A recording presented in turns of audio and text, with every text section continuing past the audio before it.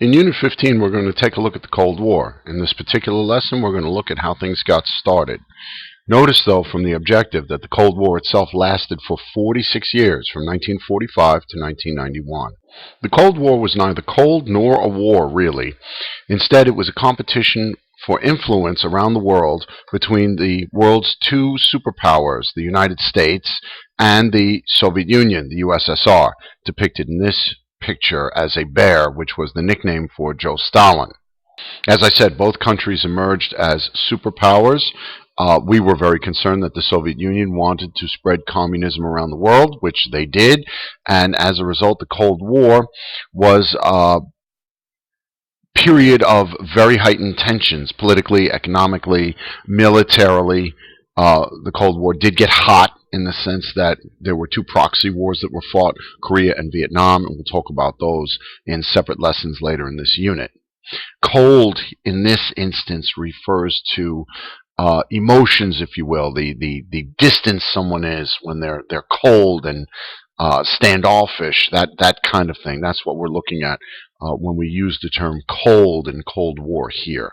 Just heightened tensions between the two nations.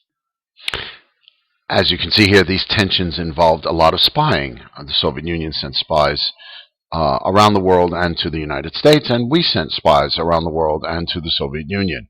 So we were spying on each other. This highlights the lack of trust that the two nations had for each other. Let's back up a moment to the end of World War II. Using this map in front of us, the Soviet Union pushed the German army back west into Germany prior to the German surrender. Now, once the Germans surrendered, the Soviet army, which was in many of these countries that you see pictured here, essentially refused to leave. The Soviets did not pull their military out of these countries that you see in pink on the map, and instead the Soviet Union took over these countries, and these countries in Eastern Europe became satellite nations to the Soviet Union. The governments there were puppet governments in that they took their orders from Moscow, so it was the Soviet Union that was directing them. Of course, all these countries flipped communist, and the Soviet Union did this to create a buffer zone against a potential invasion from Western Europe. The green line on this map depicts national boundaries, and on the western side or left side of the line were the countries in Western Europe, democracies, and the countries east of the line were all communist Eastern Bloc Soviet satellite nations.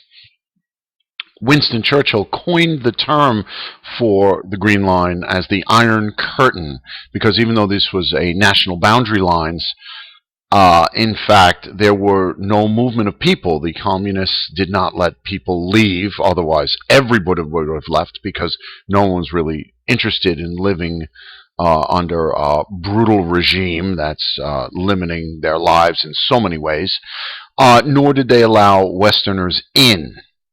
So the few folks that did escape had some rather brutal stories to tell about what was going on behind the Iron Curtain, if you will. But there was no Iron Curtain. It's just a metaphor for the secrecy and the lack of knowledge that we had about what was going on in the communist countries in Eastern Europe. The concern of the United States, and what became our major foreign policy goal through these 40-some-odd years, was to contain Soviet influence, to contain the spread of communism around the world, basically to limit it to the countries where it already existed, meaning the Soviet Union and the Eastern Bloc countries in Eastern Europe. This policy was appropriately titled containment, and this was our major foreign policy during the Cold War years. The Soviet Union was looking to expand communism and its own influence, essentially one and the same. And it first started to do this in two countries very close to the Soviet Union physically.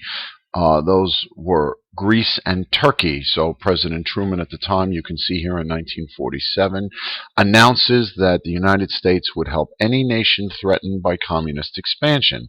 This came to be known as the Truman Doctrine, and I'll refer to it several times in later lessons in this unit. Initially, the U.S. is going to send $400 million in military aid to Greece and Turkey to prevent Soviet influence from growing in those countries. We would also place military bases in those countries. Now, World War II did a very good job of destroying much of Western and Central Europe. Central and Eastern Europe was going to become a Soviet problem because they took over the Eastern European nations you saw on the map earlier.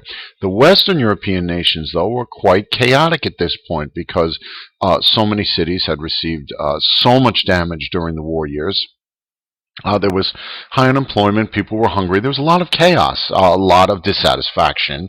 This was the perfect situation for Stalin to try and get communist influence to grow in those countries. This, of course, was a major concern to the United States. And as you see from the text here, the United States committed some big money at the time, $13 billion in aid, to assist those countries to rebuild themselves and to rebuild their economies, because desperate people do desperate things. You'll remember at the beginning of World War II that the people of Italy helped Mussolini come to power, and the people of Germany Hitler came to power. And so the concern now was that communist influence was growing in these countries, and we did not want that to happen. So we're going to commit this money to help those countries rebuild. This commitment that we made to the Western European countries did not go unquestioned, as the political cartoon here indicates. Can we afford to help? I mean, we had just spent a fortune of money in World War II, and we were in debt and didn't really have the money to allocate. But then, of course, we did that to prevent Germany from taking over the Western European countries, the democracies. And so the bigger question to the right, can we afford not to? So now that we helped prevent Germany from not taking control, were we now simply going to, turn away and allow the Soviets to essentially take control of Western Europe? So, of course, we committed the resources to great effect, as a matter of fact.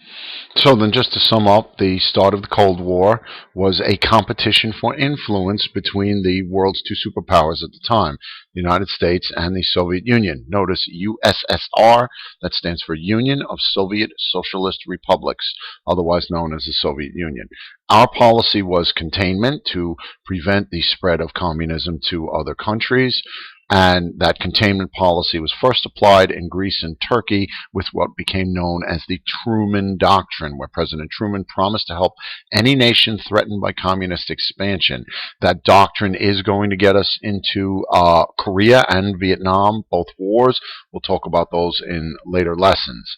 Lastly, we provided $13 billion in aid to help rebuild the Western European nations and limit the influence of communism in those countries.